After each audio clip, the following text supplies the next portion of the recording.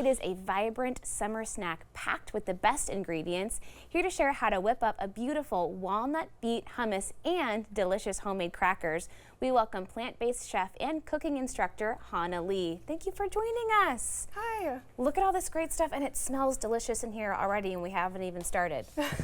Well, thanks so much for having me, Yeah. Hannah, that won't be confusing at all. So.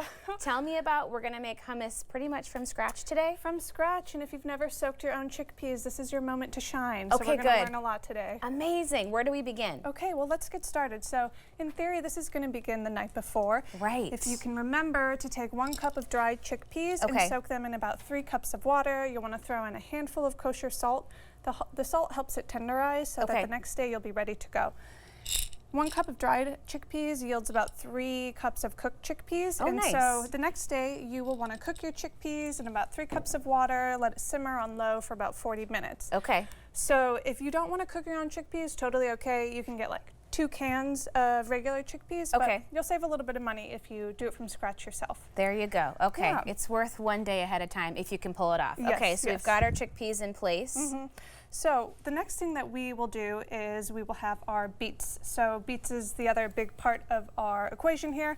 And we're just going to do a quick little chopping demo because I want everybody to practice some knife safety at home. There you go. Okay. I like to keep my peels on. You get to keep the extra nutrients in there. Oh, there you go. And there's so much good stuff for you in beets. There's so much good stuff, and it's just, you know, sometimes I'm lazy and I don't want to peel things if it makes it a little bit easier. I'm right there with you. When you've got your knife, you want to hold it by the blade. That's going to be a little bit easier to hold as you're cutting on the chopping board. It just gives you a little bit more control. Okay. And then we've all maybe seen the bear claw. Yes. This one's important so you don't chop your fingers off, and it'll keep you safe in the kitchen. Perfect. So just to give a little demo, we're going to bear claw, and we're going to keep our cute little nails safe. There you go. And then we're going to just use our hand on the blade, and we'll chop it in half. Okay. And then from here, we'll be able to chop these into smaller pieces. I like to do about 1 inch this size, and the smaller you chop them, the faster they will cook when you put them in your pot.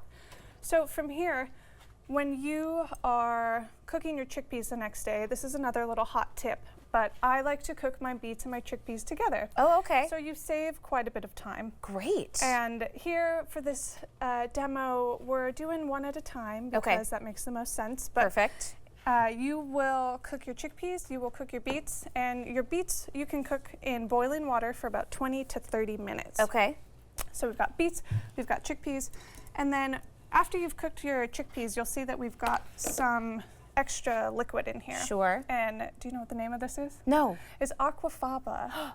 So I have heard that before. Aquafabulous. It sounds, I was going to say, it sounds like a beauty product. It does sound like a beauty product.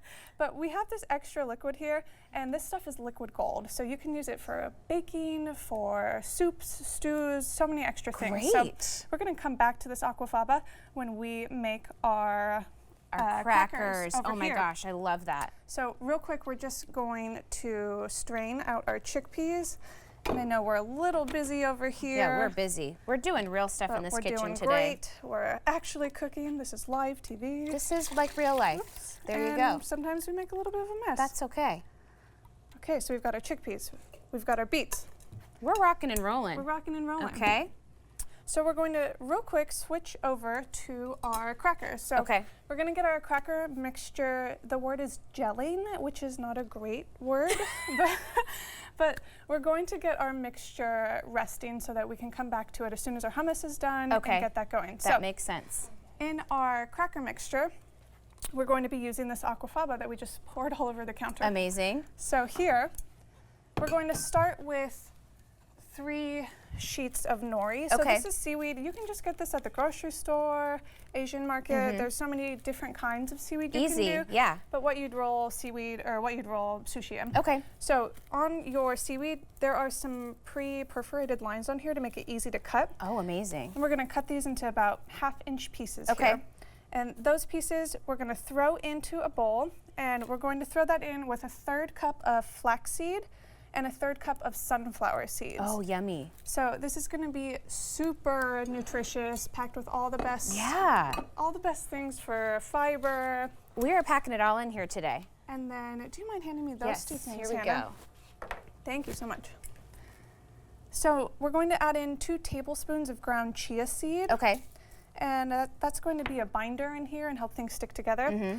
And then from here, we're chopping up, we've got 3 scallions, 2 cloves of garlic, and some Thai basil from my garden.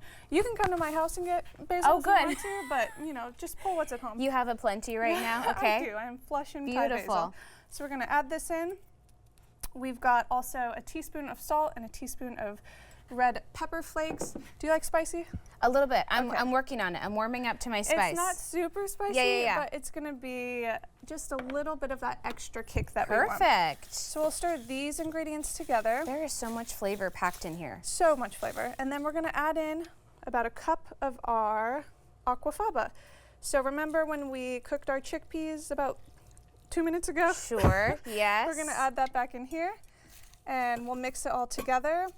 And the aquafaba helps that binding agent of the ground chia seed keep everything together. Well, and what a great way when you're making these 2 things side by side, just to use every last bit of what you're working on. Yeah, and that's the whole ethos around plant-based eating. You want to use everything you have on hand and make the most of your ingredients. Oh my gosh, and I can smell like all the aromatics coming out of all those ingredients as they're combining. The seaweed coming out. Yum! And we'll just set this to the side. Okay, that looks great. Here, we'll I'll come put this back over to here that for at you. the end. Thank you so much. Okay, and so for our hummus next, we are showcasing some toasted walnuts in this hummus. So we've pre-toasted, we've done a little prep here, and on the way over I was like, everything smells like walnuts. So we're gonna start blending our walnuts first, because if you want a smooth hummus, you have to blend up the thing that's a great point. Okay, so and we'll fast forward this a little bit because we only have about a minute left to get this all done. Oh wow, Here we that go. went by so fast, okay. Oh yeah. Great, and then we're gonna add in the rest of our ingredients. So we've got beets. Oh my gosh. We've got our chickpeas. Yum. It's okay to use your hands. We've got tahini. Perfect. It's a 1/4 cup of tahini. I'm so excited to give this a try. I think that I'm anxious to see what color that beets brings salt. into this equation. We've got our olive oil. Okay. If we had time, we would saute our garlic, but you know, it's gonna give it a little bit of an extra kick. There you go. Any form of garlic works for me, that's for sure. That's what I like to say. Yeah. And then we're gonna squeeze in some lemon juice. There you go. And I do not want to hit you with this. Oh, you're fine. And that's the best part for me. Look at this. Look at this. Blend everything together. Okay. And it's going to give us a beautiful color in just a second. Whoa. This is so fun. We're getting like the hot pink at the bottom. This is a really big serving that we're making too. This is going to feed a crowd. This is for about 40 people. If you have friends coming over, for or all your family and friends. One very indulgent girl dinner.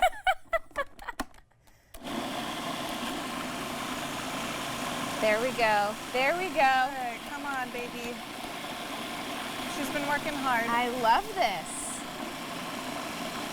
Okay.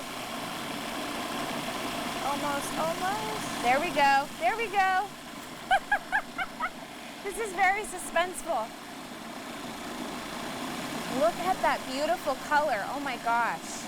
Okay, and then we would spend a few more minutes blending up at home, but I want to show you this beautiful pink color we got. So gorgeous. So pretty. Look Such at all a that good good addition stuff in to your there. summer table. And Tell me quickly how we would prepare the crackers. The last thing that you would do for these crackers, you're just going to spread this mixture over a parchment-lined baking sheet, super thin.